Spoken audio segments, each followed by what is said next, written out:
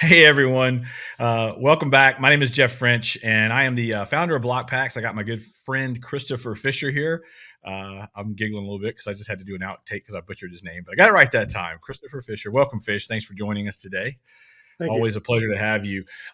So, for those of you that are tuning in, I also just really want to help us level set real quick. I am also the founder of a research company called Louddoor. And at Louddoor, we specialize in attitudinal and sentiment based research. And we have patented technology and processes that allow us to take that and develop what are known as lookalike audiences. And then we help large businesses, so mostly Fortune 100 brands, solve complicated business issues. So, since we're building in the hobby and collectible space, and the sports collectible side is a very big piece of what we're doing, we obviously want to bring that same experience and expertise to the table so that we can better understand this market, and it'll help us shape and create better products. And so, many of you that are coming here today may be doing so because you actually participated in one of our market research studies. In the past, call it 45 or so days, we've probably had, I think it's up to like 25,000 people on the sports card side come through and participate in our Q1 study. And so what Fish and I are going to do today is we're just going to begin to unpack some of the things that we're learning in this study. Now, the study still has a little bit of time left. It runs through the end of the month. And then we're going to begin to do this on a quarterly basis so that we can bring back and try to have insights that are tracked over time and really just try to help the hobby and those of us that are in it understand things at a little bit better level. So, you ready to jump into some stuff, Fish? Yeah, let's do it. It's going to be really exciting. I think some of the topics we're going to talk about. All right, awesome. So the first thing that I want to do is I want to jump in and I want to kind of give you guys one really salient piece of data. The market right now, and this is all again just to the absolute highest level of data integrity and making sure that you have all the cohorts lined up, and really just presenting data that is reliable.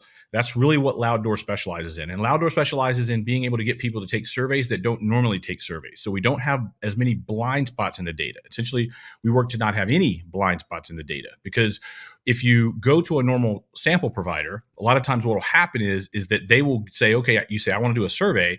They'll send your survey out to 1,000 people that want to get some points in exchange for a survey. And so what happens is those people are essentially working for the equivalent of 50 cents worth of points if an hour to take surveys. And so you don't really get a true sentiment of the people that matter. We fight very hard to get to the right people and have the actual cohorts that matter. And in the sports card hobby, when you're talking about people that tend to be more affluent, very difficult to get them to take surveys. And so that's something that we're able to do, and just adds to the validity of this data. But overall, right now, the sentiment among the sports collectible hobby is that we are looking at the year ahead at a overall market gain of around 36%, 35.9 being the actual percentage right now. And Fish, we looked at this for the first time when the first 1,000 sample came in. We were at 2% margin of error on the study very quickly, and it was one of the first things that jumped out at me.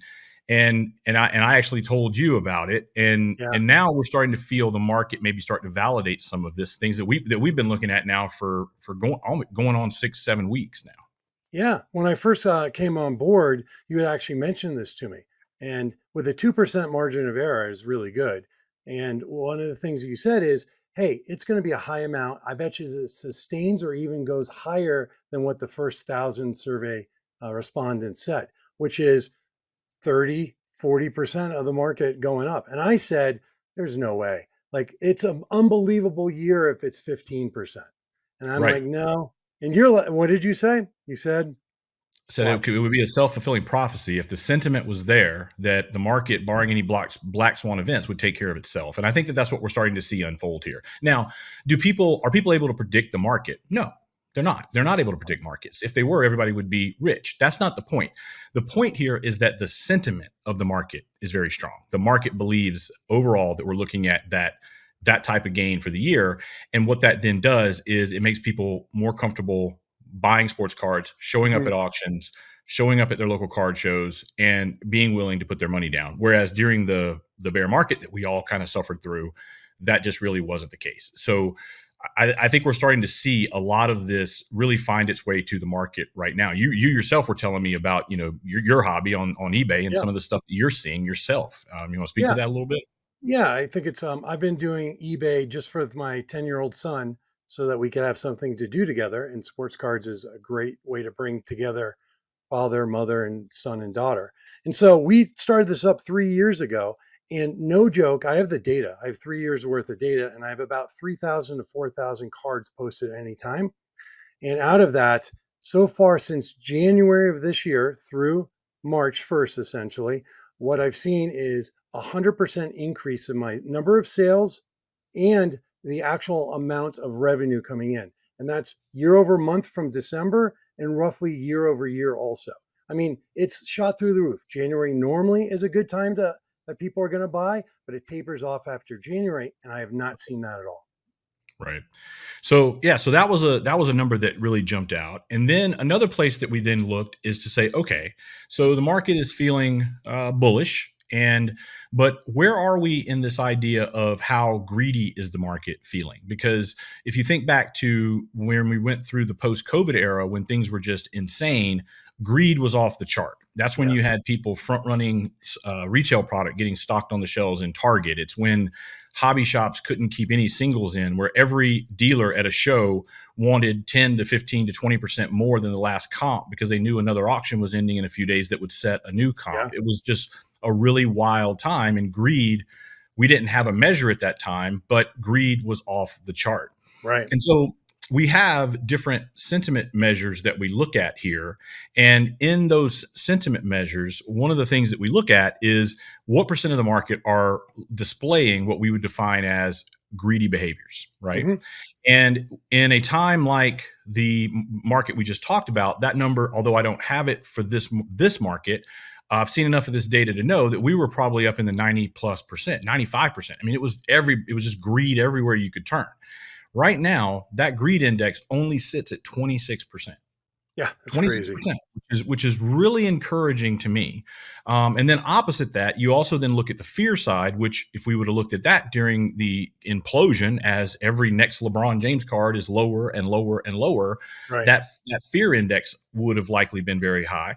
And right now, you've only got about 2% of the market displaying what we would define as fearful characteristics. So what is good in that is when you couple it with the overall positive sentiment of the type of gain that the market is looking for the year, that 36% that the market thinks is going to come true, and you look across and you see only 26% of the existing market showing greedy tendencies, that leaves us a lot of room for, I think, a healthy market to form.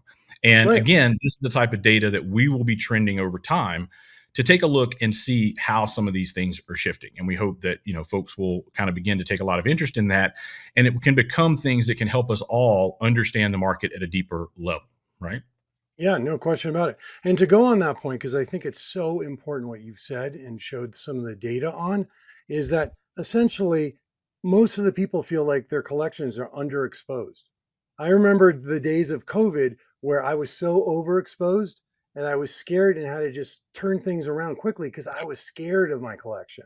Yep. Now it's the opposite sentiment. There's people gobbling. There's gobblers out there that are actually going out and getting them. One last thing I want to mention is we're seeing a much more healthy, sustained growth.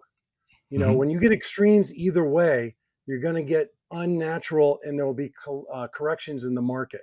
When you have like the balance we have right now, you're going to see a sustained growth and then a new plateau, and that's Yep. great for everyone. Yep. And so what you're saying there, again, those gobblers, they're the ones that would be driving the greed side, that 26%. Yes. And you'll have a really high overlap with all of those other indices that would feed into that figure. And again, feeling healthy kind of where it is today. But when we look at the market again as a whole, I really do think there's a lot to feel positive there about. And one thing just to keep in mind, sales are a lagging indicator of sentiment. Hmm. Okay, so stop and think about that for a second. Sales are a lagging indicator of sentiment. What that means is, as sentiment shifts first, sales then shift positively or negatively opposite that, right? And Right. so right now, I still think it just, again, none of this is financial advice. We're talking about pieces of cardboard. We're talking about a kid's hobby that we as men with gray in the beard love to do. But Yeah.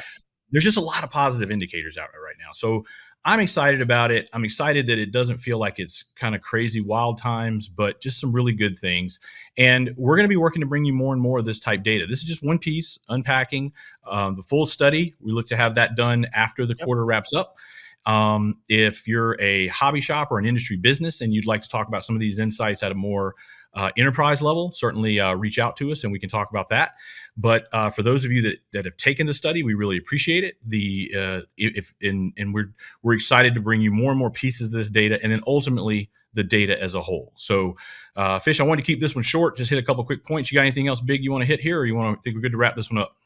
I think we're good to wrap it up. Bottom line is the market really is going to be really good this year. It's already showing it, and the data supports it.